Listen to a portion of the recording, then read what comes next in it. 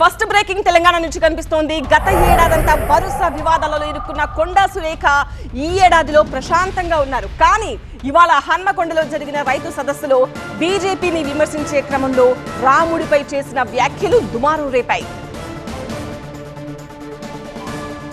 BJP వాళ్ళు ఏమైనా మీటింగులు పెట్టుడు జై శ్రీరామనుడు, మీటింగులు పెట్టుడు జై శ్రీరామనుడు.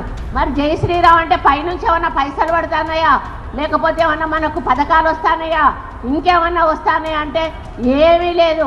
తీసుకొస్తారు, మోడీతోటో మీటింగ్ పెట్టిస్తారు, 4 హిందీలో మాటలు మాట్లాడిస్తారు, ఎల్లగొడతారు. ఇక్కడ ఉన్నటువంటి 2 మంత్రులు సపోర్ట్ చేయరు, ఇక్కడ ఉన్నటువంటి జిల్లా అధ్యక్షుడు సపోర్ట్ చేయడు.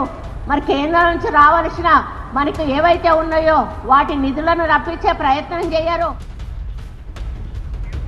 విన్నర్గా కొండా సురేఖ చేసిన ఈ వ్యాఖ్యలపై బీజేపీ ఆగ్రహం వ్యక్తం చేసింది. హిందువుల మనోభావాలపై కొండా సురేఖ విషం చిమ్మారు అంటోంది.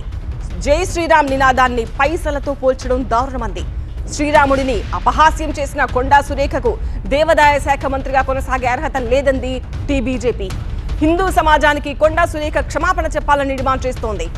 కొండా సురేఖ వ్యాఖ్యలకు బండి సంజయ్ కూడా ఘాటు కౌంటర్ ఇచ్చారు. ఆమె దేవాదాయ శాఖ మంత్రి కాదు, దైవద్రోహ శాఖ మంత్రి అన్నారు బండి. జై శ్రీరామ్ ను పైసలతో పోల్చి మనోభావాలు దెబ్బతీశారు అన్నారు బండి. ఓటు బ్యాంకు కోసం దేవుళ్లను కించపరచడం కాంగ్రెస్ నైజమన్నారు బండి సంజయ్. కొండా సురేఖ తక్షణమే క్షమాపణ చెప్పాలని డిమాండ్ చేశారు బండి సంజయ్. శ్రీరాముని అపహాస్యం చేసిన ఆమెకు మంత్రిగా కొనసాగే అర్హత లేదన్నారు. ఆయా రాష్ట్రాల్లో ఎన్నికల ఫలితాలకు కొండా సురేఖ వ్యాఖ్యలకు లింక్ పెట్టారు బండి సంజయ్.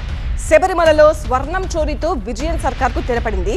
గంగా ధర్మాన్ని గంధాధర్మంగా చెప్పిన మమతా బెనర్జీ బెంగాల్లో ఓడిపోయారు. తిరుమల వివాదంతో జగన్ కి ఓటమి తప్పలేదు అన్నారు బండి. హిందూ బొందు అంటూ గతంలో కేసీఆర్ చేసిన వ్యాఖ్యలకు ఓటర్లు గట్టి సమాధానం ఇచ్చారంటూ గుర్తు చేశారు బండి.